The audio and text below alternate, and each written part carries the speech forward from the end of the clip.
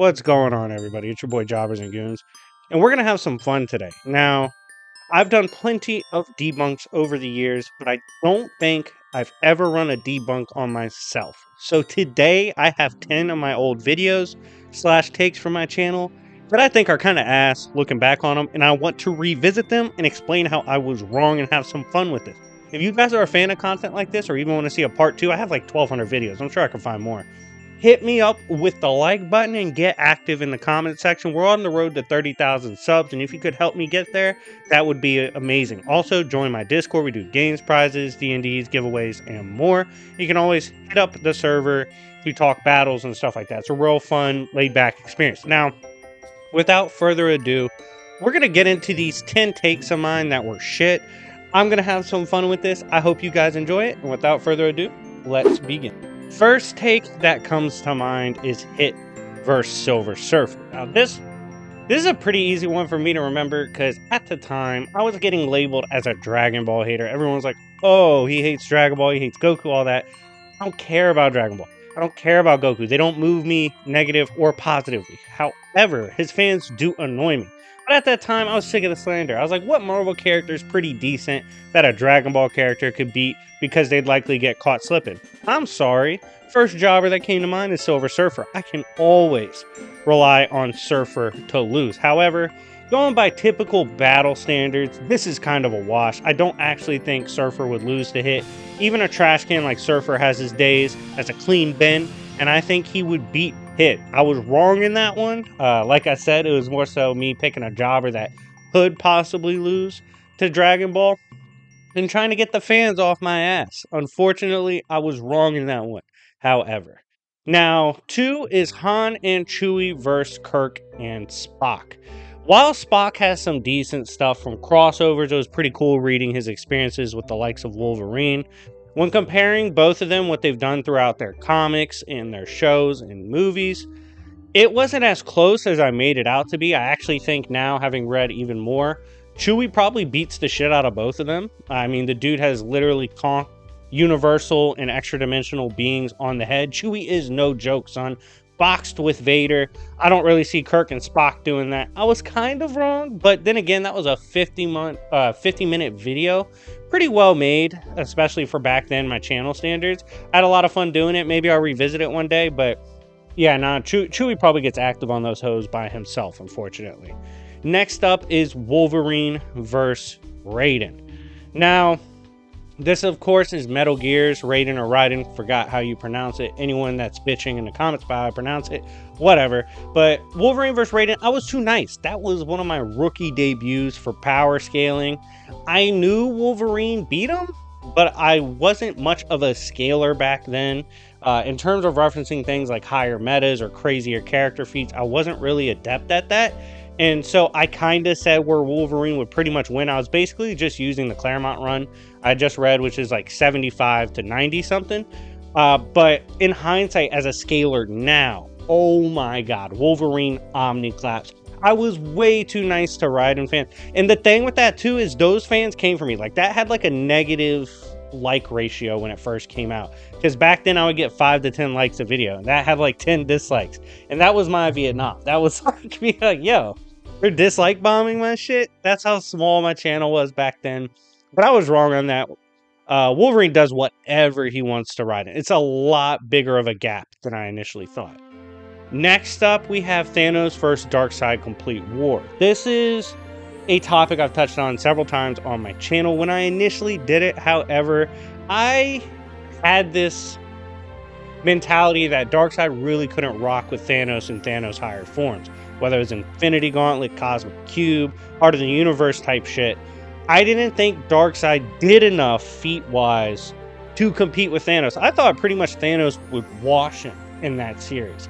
However, looking back on it now, properly scaling true form Darkseid and what he actually means within the multiverse of DC and creation entirely, I was wrong. Like, I don't think Thanos wipes Darkseid. That video goes pretty crazy in hindsight.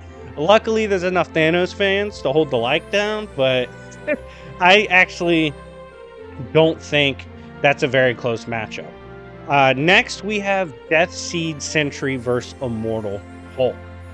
My bad, Hulk fans. So first of all, I thought this was dope when I first dropped it. I mean, Deathseed Sentry, love or hate Sentry, that design of Deathseed goes hard. Like, that is a dope concept visually for Deathseed Sentry.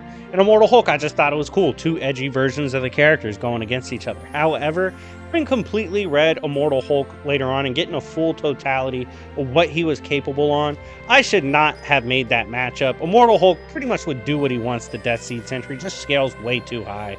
At best, you could argue the Void is a concept birthed in the White Hot Room. However, the one below all's realm and the entirety of that power, especially what we know now, should be above Deathseed Sentry.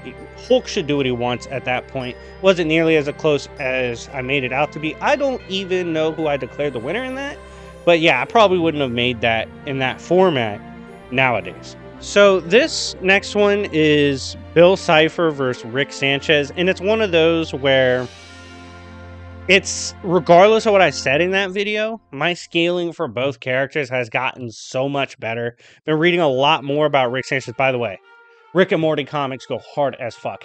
But my scaling has just gotten so much better for both that it's like almost laughable compared to what I did back then. And I would definitely say I have a Bill Cipher video coming out probably this week, definitely before Christmas. And I'll try to get my Sanchez one out too before Christmas. But that's a battle where I was just wrong about the scaling for both. And yeah, my opinion on it just kind of sucked. Next, we have Mr. Sinister versus Count Dooku. Holy shit. Lucky for my reputation, I dropped this bad boy before we really got into Sins of Sinister and that storyline was fleshed out.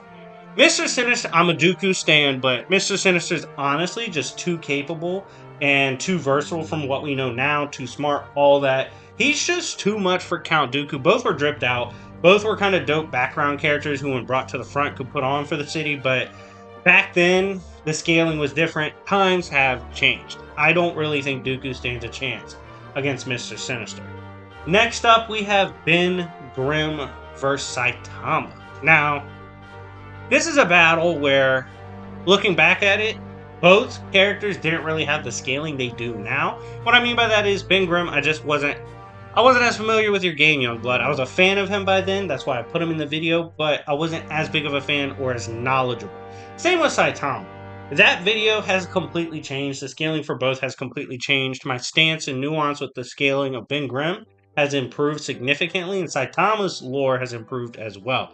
Maybe a video perhaps worth revisiting, but overall, I would say my take on that is pretty outdated. Like, I probably wouldn't hold the stance for each from that video. Next, we have Luke Skywalker versus Sasuke Uchiha. Now, this was one of those situations where both characters are dope. Well, not dope. I think Sasuke is kind of a bitch, but both characters are versatile. They are aesthetically dope, like especially Legends Luke, all the shit he can do. And I put them together, I think we'd have a decently competitive matchup. However, if we're looking at the full extent of what Legends Star Wars is capable of, what Luke would scale to, he massively shit stomped Sasuke, no matter what form of Sasuke you use. I'm sorry, boy is getting run down on and beat up and getting his chain snatched. Luke would violate him. I would definitely say that video is super outdated for my take. Now, last for the video we have is Loki versus Baldur. Now, back then, God of War was popping again because Ragnarok was coming out or had come out around that time, and I was looking for fun matchups to put God of War in, and I kinda brought the sauce down for Loki in this matchup to make it a little more entertaining. In truth, though, Loki should definitely do whatever he wants to Baldur. His scaling's too high, his magic's too intense, he has so many ways to counter whatever Baldur brings to the table. I mean, I guess Baldur can maybe throw hands with him, but Loki should still scale too high. So, in general, that matchup, especially modern-day Loki, oh my god. Loki should slap. Again, that was just a matchup where I was trying to make it interesting for fans of God of War. But anyways, guys, let me know what you think of the debunks down below. This is pretty fun for me to do, just reflecting on my bad takes, reflecting on how I've changed as a scaler, and it's pretty fun. So if you guys enjoy content like this, definitely let me know in the comment section down below, and I will debunk my old takes again. Anyways, it's been your boy Jobbers and Goons. Check out my Star Wars channel, Darth Goons, because either today or tomorrow, I will be uploading a Luke Skywalker scaling video. So definitely go check that out. And yeah, anyways, it's been your boy Jobbers and Goons. I'll see y'all later. Peace.